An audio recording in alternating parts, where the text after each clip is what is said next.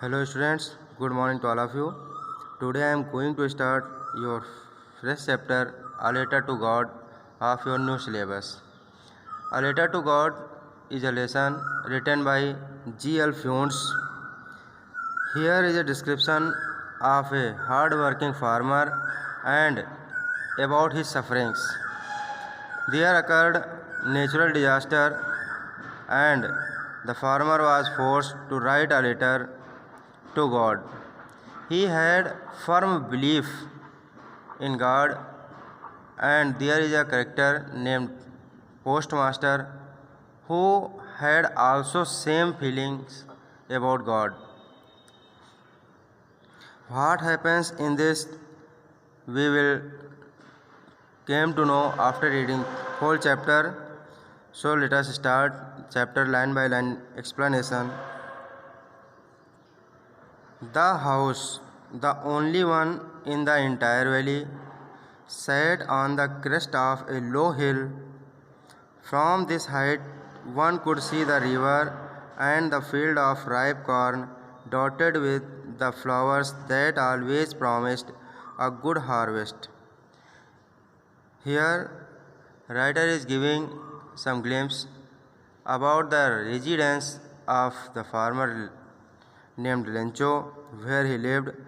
His house was situated on the crest of a low hill. In the entire valley, it was a single house, so it is claimed as the house. And from that height, everyone can see what is below, and there was nothing, only the cornfields of Lencho with dotted flowers, and that scene always promised for a good harvest. जो घर था उनका Lencho का, वह अकेला पूरी घाटी में अकेला घर था, जो कि एक छोटी सी पहाड़ी के चोटी पर, क्रेस्ट मीन्स होता है एपेक्स या top most part of the हिल, पर स्थित था. फ्रॉम दिस हाइट, इस ऊंचाई से कोई भी व्यक्ति देख सकता था नदी को, पके अनाज के खेतों को, जिनमें कि डॉटेड, जब ऊपर से देखते थे तो लगता था कि जैसे बीच बीच में डॉटेड बने हों जो फूलों के थे. और यह सीन ऑलवेज प्रॉमिस करती थी कि एक अच्छी फसल होने वाली है.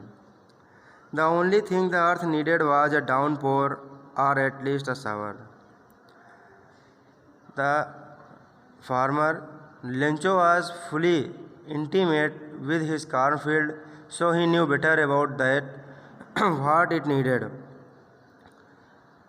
He knew that his cornfield needed at least shower or downpour.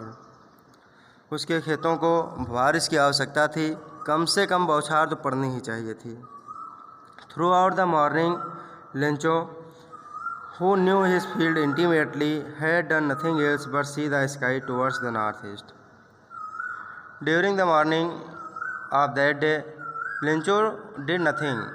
He only watched sky towards the northeast. उत्तर पूरब की ओर के बादलों को निहारता रहा, आसमान को निहारता रहा कि शायद क्या उसके खेतों में बारिश हो जाए, जिससे कि इस बार की फसल उसकी अच्छी हो जाए.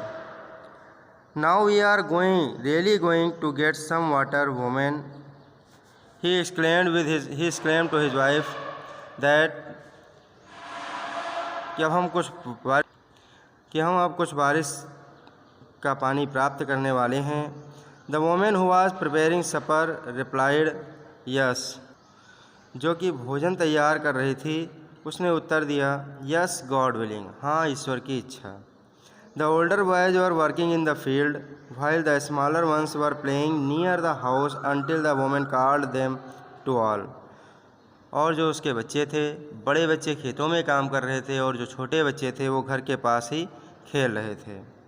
तब तक ऐसा होता रहा जब तक कि उसकी पत्नी ने उन लोगों को पुकार नहीं लगाई, कम फॉर डिनर, भोजन के लिए वापस आ जाओ. It was during the meal that just as crest top of hill Lencho had predicted, big drops of rain began to fall. उस भोजन के दौरान ही, जैसा कि लेंचो ने घोषणा की थी, बड़ी बड़ी बूंदें बारिश की गिरना शुरू हो गईं। In the north east huge mountains of clouds could be seen approaching. उत्तर पूरब की ओर बड़े बड़े बादलों को आते हुए देखा जा सकता था। The air was fresh and sweet. जो हवा थी वह ताज़ी थी और मीठी थी। It means bridging air. The men went out for no other reason than to have the pleasure of feeling the rain on his body. When he saw the rain, he was so excited that he came outside and wanted to feel the pleasure of rain on his body. बारिश के सुख का आनंद लेने के लिए अपने शरीर पर लेंचो बाहर आ गया। When he returned, he exclaimed, जब वह वापस लौटा तो उसने कहा, These are not raindrops falling from the sky, these are new coins. ये बारिश की बूंदें नहीं हैं जो गिर रही हैं आसमान से, ये नए सिक्के हैं। The big drops are 10 cent pieces and the little ones are 5. जो बड़ी बूंदें हैं वो 10 सेंट के पीसेज हैं और जो छोटी बूंदें हैं वो 5 सेंट के सिक्के हैं। Here the writer is trying to suggest us that what is the meaning of that rain for the Lencho and his fields. Rain was very important for that time to his field. With a satisfied expression he regarded the field. संतुष्टि के भाव के साथ उसने पके अनाज के खेतों को देखा, उनके फूलों के साथ। Draped in a curtain of rain, जो कि बारिश की चादर में लिपटे हुए थे। But suddenly a strong wind began to blow, लेकिन अचानक एक तेज़ हवा चलनी शुरू हुई। And along with the rain very large hail stones began to fall, और उसी बारिश के साथ बहुत बड़े बड़े ओले गिरने शुरू हो गए। These truly did resemble new silver coins. अब वास्तव में जो ओले गिर रहे थे वो वास्तव में सिक्कों की तरह लग रहे थे, जैसे चांदी के सिक्के हों। The boy exposing themselves to rain ran out to collect the frozen pearls. अब जो उसके बच्चे थे वो बारिश में भाग रहे थे उन जमे हुए बर्फ़ के मोतियों को बीनने के लिए। इस तरह here writer is suggesting that the disaster began and sorrowfulness of Lencho increases as the rain increased. For an hour, it's really getting bad now, exclaimed the man. आदमी जो लेंचो था वो चीखा कि अब बहुत बेकार हो रहा है, और उसने सोचा कि शायद यह जल्दी ही गुजर जाएगा। It did not pass quickly, लेकिन यह शीघ्र नहीं गुजरा। For an hour the hail rained on the house. 1 घंटे तक हेल ओले गिरते रहे उसके घर पर।